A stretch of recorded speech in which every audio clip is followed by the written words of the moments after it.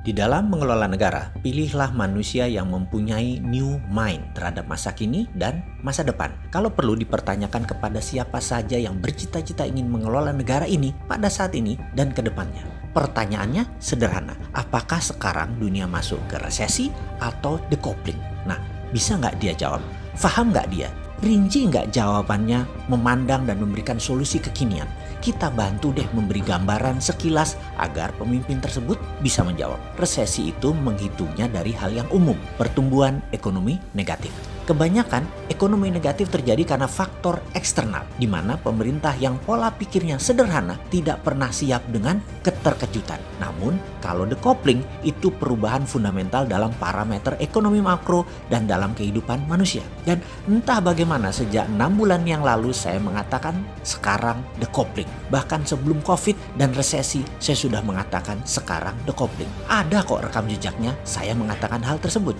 Karena pendapat bahwa dunia decoupling atau bahasa sederhananya adalah keterputusan dengan masa lalu. Maka kelolaan organisasi harus berubah. Untuk hal ini sejak 1 tahun yang lalu organisasi kami sudah bergeser ke arah digital secara murni. Yang mana semua dibangun sejak 2018. Efek decoupling tambah COVID, tambah resesi, tambah perang Tiongkok Amerika. Ini seru, ini peluang. Sebelum kita bahas peluang, kita bahas lebih dalam tentang decoupling. Saat ini ada 20% pekerjaan jenis baru yang 10 tahun yang lalu tidak ada. Misalnya profesi Chief Content Creator, jenis pekerjaan digital marketing. Itu macam-macam profesi yang 10 tahun yang lalu belum ada. Lah sosmed juga belum ada kok 10 tahun yang lalu. Masih belum semasif sekarang. Sungguh banyak profesi yang baru muncul bahkan di 3 tahun ini, misalnya yang namanya graphics designer. Dulu kerjanya hanya di dunia percetakan, dunia media. Mendadak dunia cetakan berkurang jauh, bergeserlah mereka ke sosial media. Kebutuhan mendadak meningkat menjadi 1000% setiap tahunnya sejak 3 tahun terakhir ini. Profesinya ada sejak lama, namun mendadak menjadi kebutuhan utama. Itu siapa yang kira? Di masa depan, di tahun 2030 ke sana, diperkirakan ada 60% bidang usaha dan profesi baru yang saat ini belum ada modelnya. Belum tahu apa itu barangnya. Sehingga profesi dan bidang yang saat ini ada, 10 tahun ke depan, 60%-nya bisa hilang atau less needed, kurang dibutuhkan. Semua ini karena kehadiran digital yang terus merubah bentuk ekonomi, sosial, dan budaya sebuah negara dan dunia. Bank akan jadi digital, di mana profesi teller hilang dalam 5 tahun ke depan. Cabang bank akan tutup besar-besaran dalam 5 tahun ke depan. Banking berubah, dunia funding berubah, dunia lending berubah juga. Aturan mainnya semua berubah. Hakim lapangan atau otoritas keuangan mendadak bingung dengan caranya dan cepatnya tumbuh dunia digital. Mau disemprit karena offside, mereka main kasti. Ya nggak bisa disemprit lah. Dilarang di Indonesia, mereka buka di Singapura, main lewat udara, langsung global. Pemerintah Indonesia nggak bisa apa-apa juga. Apalagi pemerintah yang gagap tidak bervisi digital. Sering keloloten, gelegean, dan kagetan. Bahkan militer pun didigitalkan saat ini. Kalau pengelolanya agresif. Tentara garis depan itu robot, bisa droid, bisa manusia dengan robotic arm atau leg, atau pasti terkoneksi dengan satelit. Bener deh, kalau saya kan sontoloyo, maka pasti saya ubah abis-abisan itu departemen sesuai dengan kebutuhan zaman. Pilar manajemen negara diwakili kementerian kita akan ubah. Ada 7 menteri utama yang mengerjakan Ipolek Sosbud Hankam. Departemen pertahanan berubah menjadi departemen perang atau Minister of War. 7 macam jenis perang harus punya deputinya.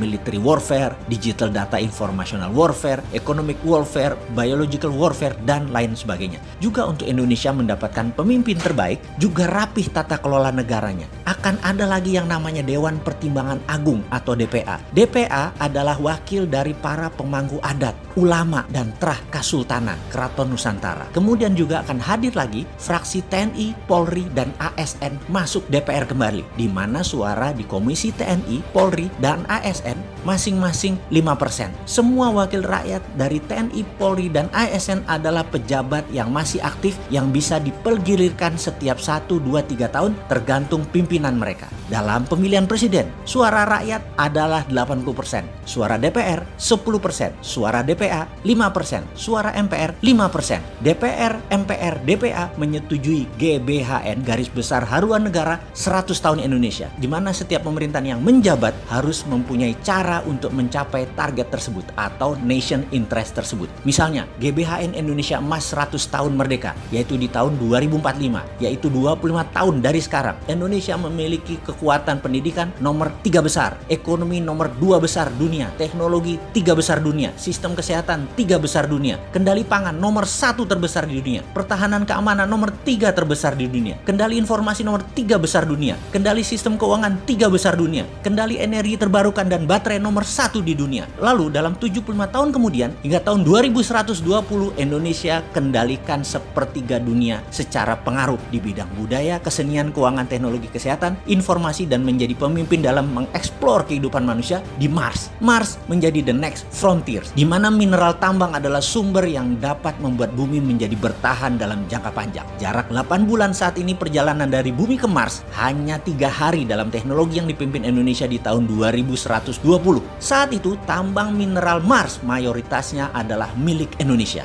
Ini sontoloyo kan otaknya? Ya begitulah kalau mau menang bernegaranya. Jangan menarget yang tanggung-tanggung. Masa mimpi aja nggak berani? Emang mimpi dibaserin?